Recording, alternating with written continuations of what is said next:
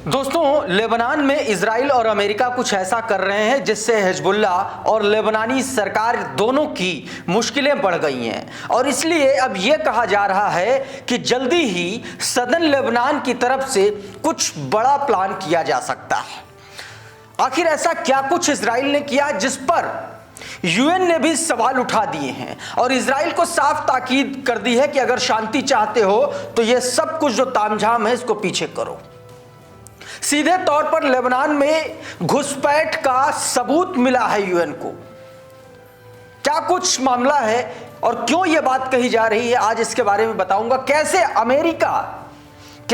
America Hezbollah की आर्थिक तौर पर कमर तोड़ने का काम करना शुरू कर चुका है और उसकी तरफ से उसके बाद हिजबुल्ला ने क्या कुछ सीधे तौर पर चेतावनी दी है उसके बारे में बताऊंगा। और इसीलिए कहा जा रहा है कि इजराइल की उत्तरी सीमा पर कुछ बड़ा घट सकता है और लगातार इस तरीके से हिजबुल्ला और लेबनान की तरफ से इस तरीके की चेतावनियां आई हैं। आप आए दिन अक्सर इस तरीके की खबरें सुनने को मिलती हैं कि बैरूत के आसमान में ड्रोन उड़ रहे हैं, फाइटर जेट उड़ रहे हैं और लगातार हिजबुल्ला के ठिकानों पर इजराइल हमला कर रहा है। अब ऐसे में क्या कुछ हो सकता है, आज बात उसी पर करेंगे।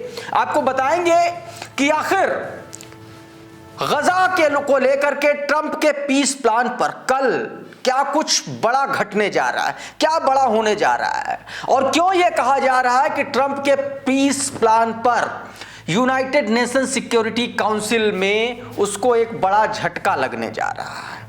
क्योंकि दरअसल डोनाल्ड ट्रंप और इजराइल ने दोनों ने मिलकर के एक ऐसा गेम किया है जिससे फलस्तीन जो है, फलस्तीन का जो टू नेशन थ्योरी का जो मामला है वो खटाई में हमेशा हमेशा के लिए पड़ सकता है। क्या वो मामला है उस पर भी आपको बताने की कोशिश करूंगा और दुनिया भर में सैमसंग के फोन्स का विरोध क्यों हो रहा है। क्या इजराइल पेजर वाला कांड दोबारा दोहराना चाहता है सैमसंग मोबाइल के जरिए, क्या कुछ पूरा मामला है वो मैं आपको बताने की कोशिश करूंगा। लेकिन सबसे पहले अरब टाइम्स की जरा ये हेडलाइन देखिए, ये खबर देखिए।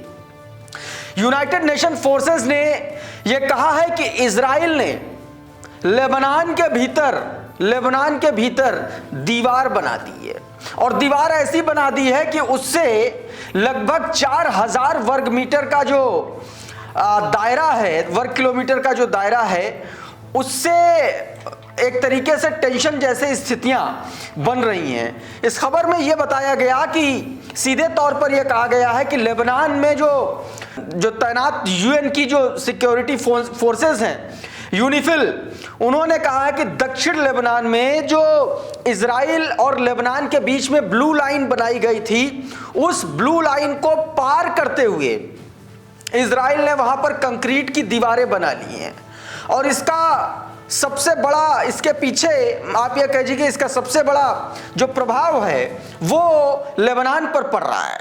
यूनिफिल ने यह भी कहा है कि यह दीवार बना लेने से 4000 वर्ग मीटर से ज्यादा, मतलब 4000 लेबनान की जो जमीन है उसकी 4000 वर्ग मीटर से ज्यादा लेबनान की जमीन पर अब वहां के आम लोगों का आना जाना, उनकी पहुंच से वो बाहर हो गई है, ये बात कही है।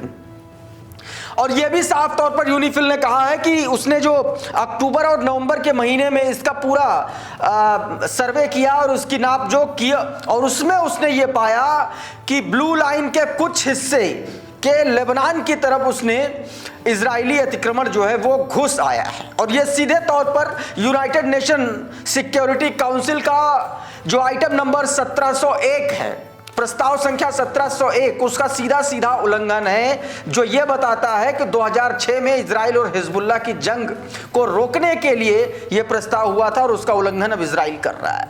और इसीलिए यह कहा जा रहा है कि इस घटना से हिजबुल्ला एक बार फिर से इजराइल की तरफ सक्रिय हो सकता है। हालांकि बहुत हद तक हिजबुल्ला को कंट्रोल कर दिया है इजराइल ने उधर से, क्योंकि लेबनान की सरकार पर भी भारी दबाव है अमेरिका की तरफ से भी, उस दबाव की भी अभी बात करेंगे।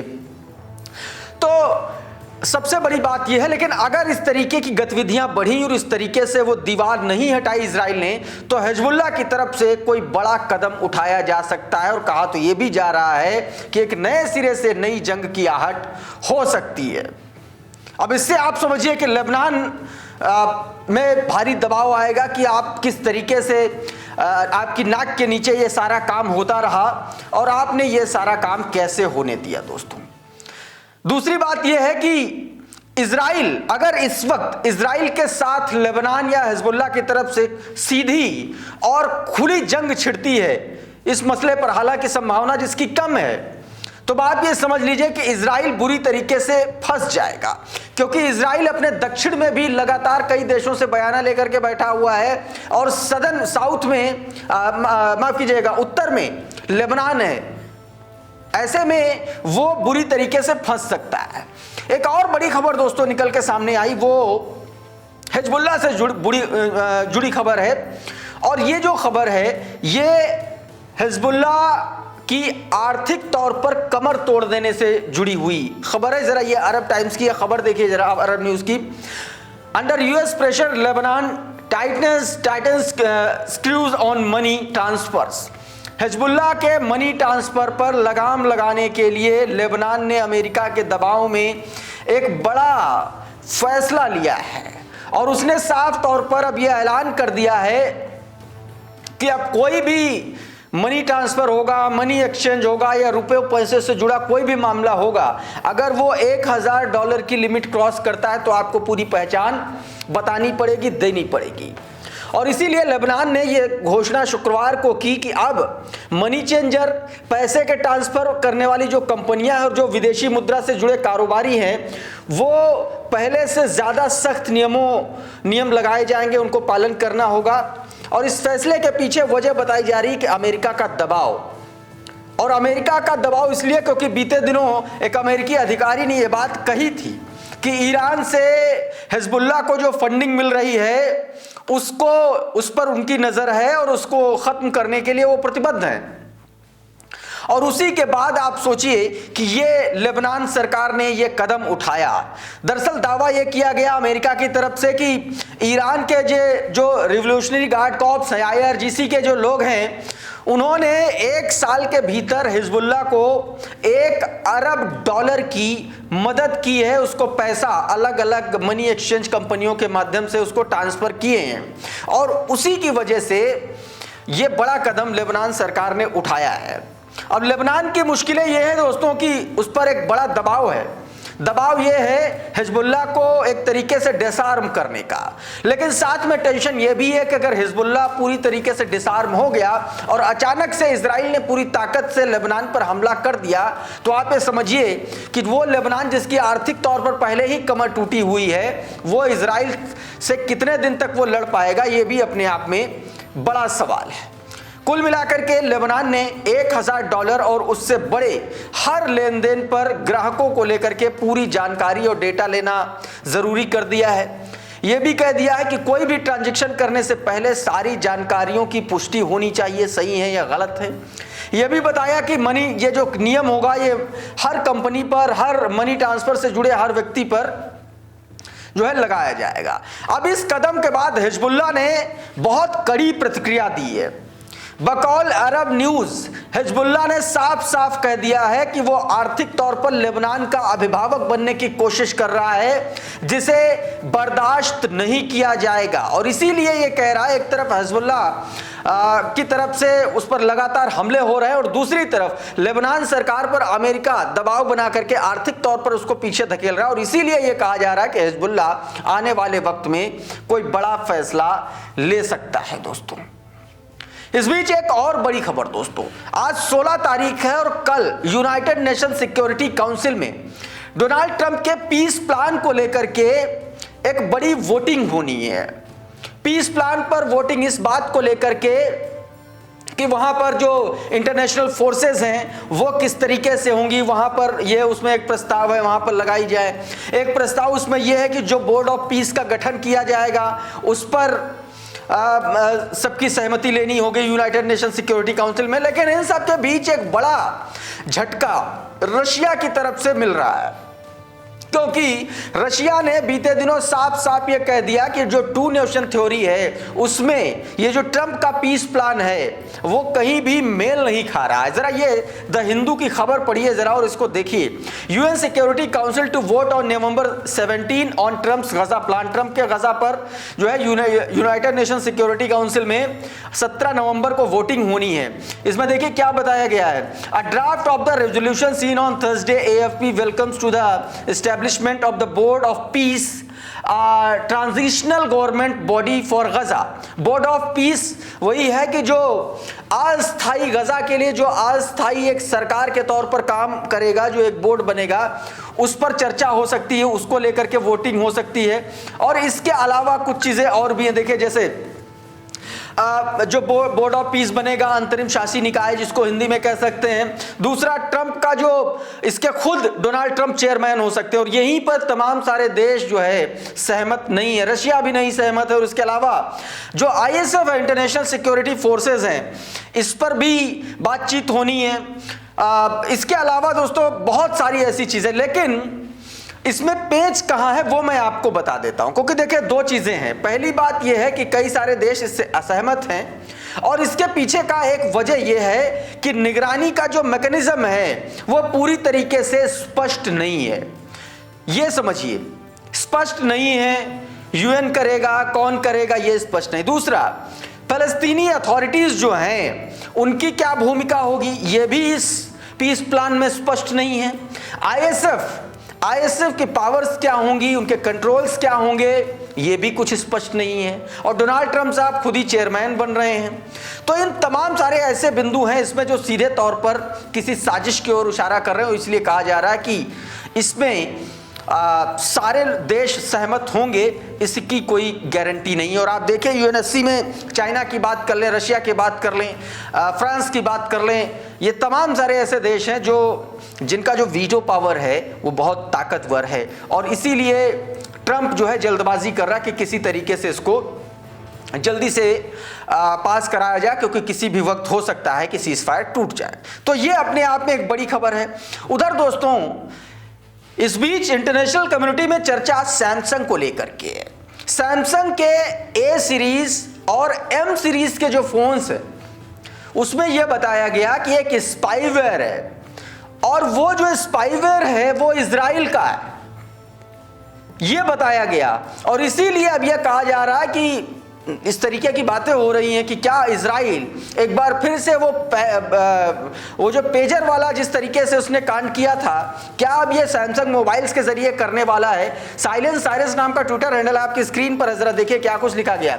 Massive buzz out of Beijing, circulating reports claim China is moving towards banning Samsung phones after detecting alleged unremovable spyware said to be linked to Israel. At the same time tech sources says China is conducting a sweeping security review with review what could affect Samsung, Motorola, Apple and Google Pixel।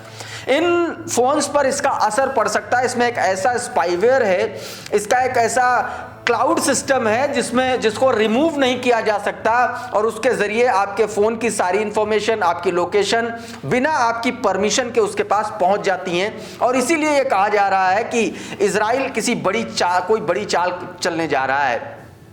Ryan Rabbani देखिए यही लिखते हैं कि Samsung users in the Middle East Africa.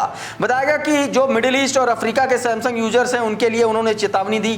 कहा कि if you own a Samsung A और M in MENA region, your data is at risk. Samsung budget series phone come with the app cloud, an app built by Israeli firm Iron Source। ये Israeli firm है iron source जिसने app cloud बनाया और उसमें एक ऐसा spyware है जो बिना आपकी परमिशन के आपकी लोकेशन, आपकी सेंसिटिव इंफॉर्मेशन की को एक तरीके से जासूसी कर रहा है। ये बात कही गई है दोस्तों। तो ये अपने आप में एक बड़ा चिंता का विषय है। और ब्राजील ने भी इसको लेकर के ये दावा किया गया, आरकेएम टाइम्स की खबर है, आपकी स्क्रीन पर है।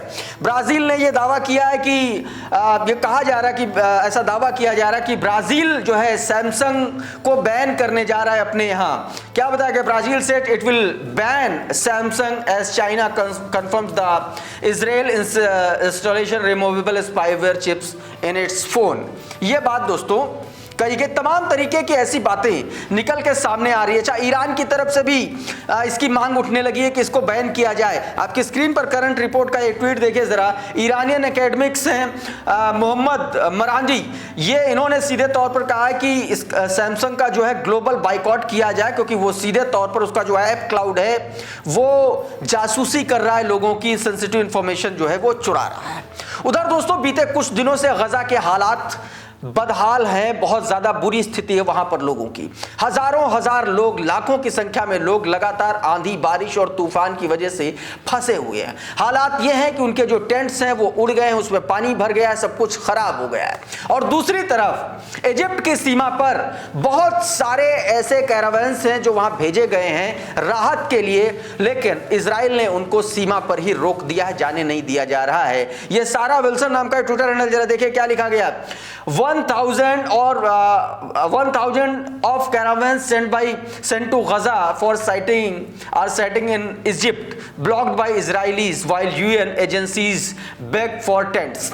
यूएन एजेंसीज टेंट की मांग कर रही हैं, इजिप्ट की तरफ से यह भेजा जा रहा है, लेकिन फिर भी इजराइल कुछ भी वहां पर मुहैया नहीं करा रहा। अब ये जरा खबर पढ़िए Mohammed Sofa. Over 35,000 tents were flooded with heavy rain water across गजा।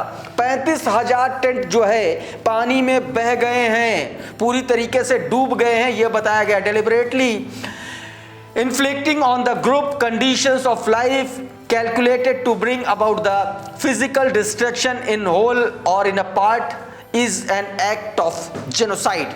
बताया गया कि किस तरीके से वहां पर लोगों को मारा जा रहा है। अब ये भी एक वीडियो देख लीजिए इसी बर्बादी से जुड़ा हुआ, ये क्रडल का वीडियो है। लगातार मौसम खराब है और टेंट्स की हालात आप देख लीजिए। Thousands of Palestinian families in displacement tents in Gaza struggle amid cold mud and heavy rains। कीचड़, सर्दी और जबरदस्त बारिश में देखे किस तरीके से लाखों फलस्तीनी जो है फंसे हुए हैं दोस्तों। तो दोस्तों अभी के इस वीडियो में बहरहाल इतना ही। बहुत बहुत शुक्रिया, बहुत बहुत धन्यवाद। आप जुड़े रहिए द कॉन्फ्लिक्ट लेंस के साथ। नमस्कार।